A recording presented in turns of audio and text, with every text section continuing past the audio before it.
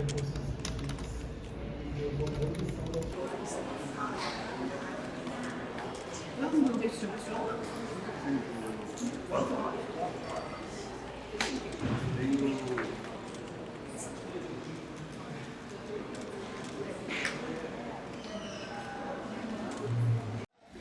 lá.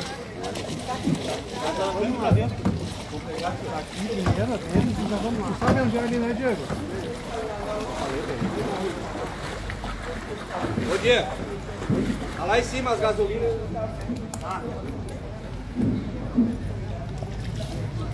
Oi gente, nós estamos ao vivo aqui no município de São Sebastião do Caí, onde o trabalho de resgate de moradores continua com muitas equipes de resgate, equipe do Corpo de Bombeiros também, equipes de voluntários, equipes do Corpo de Bombeiros do Paraná chegaram aqui ao Rio Grande do Sul, aqui ao município de São Sebastião do Caí, para auxiliar nas buscas. O clima aqui na cidade é de muita consternação, de muita dor e de muita tristeza. Primeiro, eu acho que é importante dizer que foi uma cobertura muito difícil, né? Para todos nós aqui do jornal. Eu acho que todos os outros colegas também tiveram um desafio muito grande nessa cobertura, né? Pela magnitude, né, da catástrofe. Então, assim, exigiu de todos nós assim, muita capacidade, não só profissional, né, de saber buscar a informação que precisa, porque numa situação dessas tu precisa cumprir etapas, né? O primeiro passo é informar as pessoas a respeito do que está acontecendo, instruí-las de alguma maneira de como elas devem proceder, para depois tu ir avançando etapas de eventualmente cobrar autoridades, né? De ampliar os assuntos que são importantes. Nós estamos no bairro Barrinha, em Campo Bom. Como vocês podem ver, tem muito lixo acumulado, restos de móveis aqui nas ruas. As equipes da prefeitura já trabalham na remoção desses entulhos e acontece que muitos moradores que tinham retornado para suas casas, que já tinham terminado as limpezas das casas, agora se deparam com a situação de ter que erguer novamente o que sobrou dos seus móveis e eletrodomésticos, porque o nível do Rio dos Sinos voltou a subir aqui na cidade e conforme a medição da Defesa Civil das 10 horas, ele estava em 6,89 metros. Foram dias bem intensos para todo mundo que trabalha aqui na redação. A gente se viu imerso no assunto da hora que a gente chegava aqui até a hora que a gente ia para casa e ia descansar, né? Não tinha assim, um momento do dia que a gente não estava falando sobre aquilo, ouvindo sobre aquilo.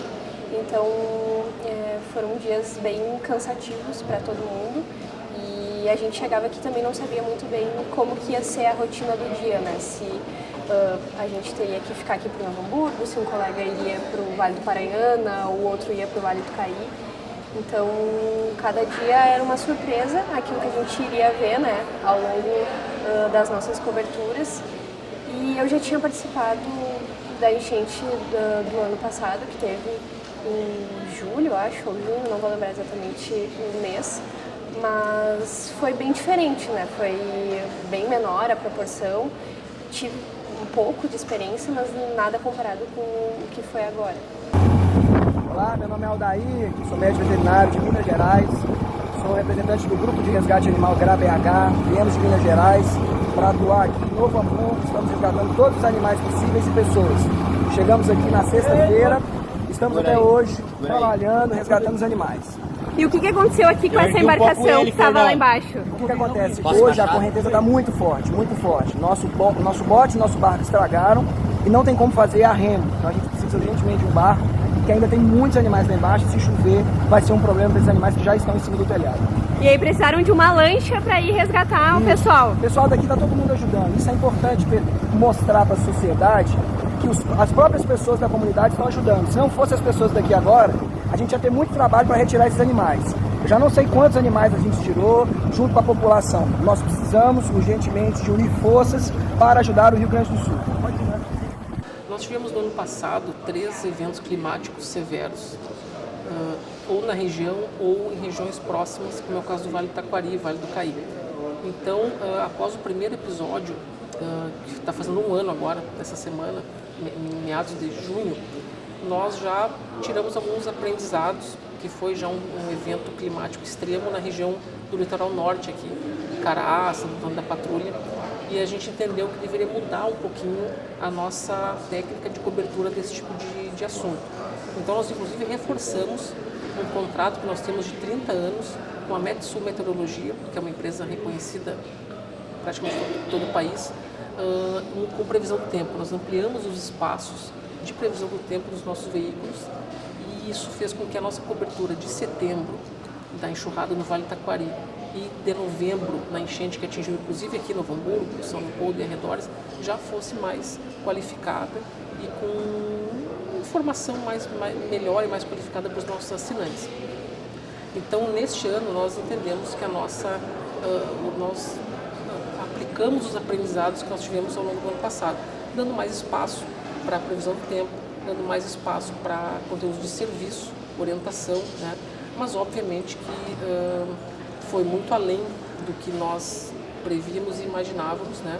Então a gente teve um impacto muito grande, tanto na produção do conteúdo, no deslocamento das equipes, como no deslocamento dos nossos colegas de casa para o trabalho, do trabalho para casa. A gente teve que se preocupar também com essa questão pessoal, essa logística pessoal dos nossos profissionais e também com a circulação dos nossos jornais, porque nós tivemos alguns dias com muitas restrições de mobilidade, né, o que prejudicou em algumas regiões a entrega do jornal e em outras a gente teve que buscar caminhos alternativos para fazer com que o jornal chegasse à casa dos assinantes.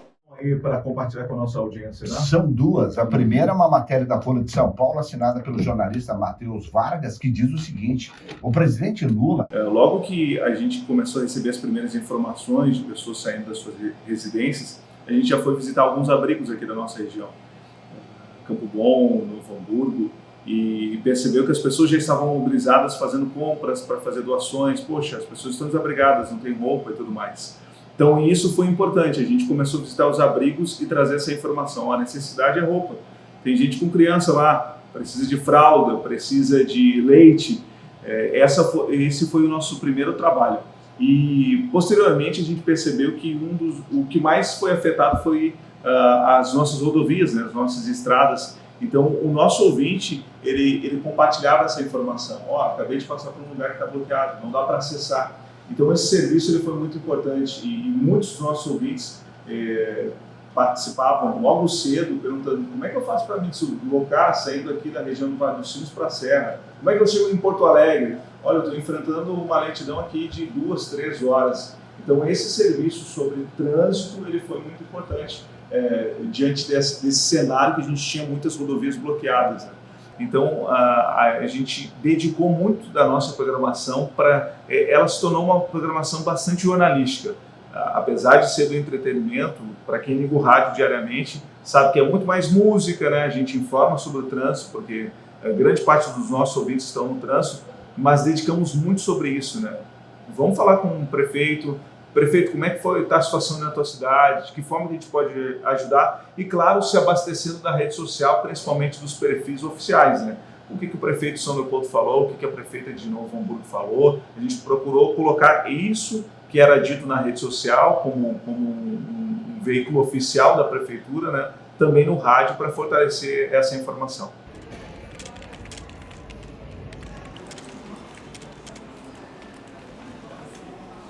Nosso foco era informação, evitar frases e até um tom de voz mesmo, assim, de alarmismo, de desespero, né? Porque a realidade por si só já estava bem difícil para muita gente, então a gente tinha que trazer a informação, a orientação e não levar mais preocupação e mais caos para as pessoas. Então foi esse o nosso foco, assim, na fase mais aguda da crise, que era informação, prestação de serviço, como ajudar, como receber ajuda, como desviar de lugares com restrição de trânsito, como chegar de um ponto ao outro, né? Cuidados básicos com veículo, com energia elétrica, como acessar, né, os benefícios depois que foram sendo viabilizados, sempre trabalhando muito com prestação de serviço, com o máximo de objetividade, de clareza na informação e tendo sempre esse cuidado de não alarmar, de não potencializar uma crise que já era muito grave naquele momento. Oi, gente, nós estamos no bairro Santo Afonso, aqui em Novo Hamburgo, acompanhando novamente a elevação do nível da água aqui no bairro. Não deixe de acreditar no poder que a profissão tem. Nós como jornalistas, a gente não pode daqui a pouco resolver os problemas das pessoas, mas a gente pode acender sinais, né, de transformação da vida das pessoas, né? Eventualmente eu não posso ir lá numa casa, por exemplo, no contexto da cheia, e reerguer a casa dessa pessoa, mas a partir do trabalho que a gente faça, a gente pode sim pressionar autoridades, pode questionar eventuais decisões no âmbito político que vão impactar eventualmente no futuro na vida dessas pessoas de forma positiva. Então, não deixem de acreditar nisso, né?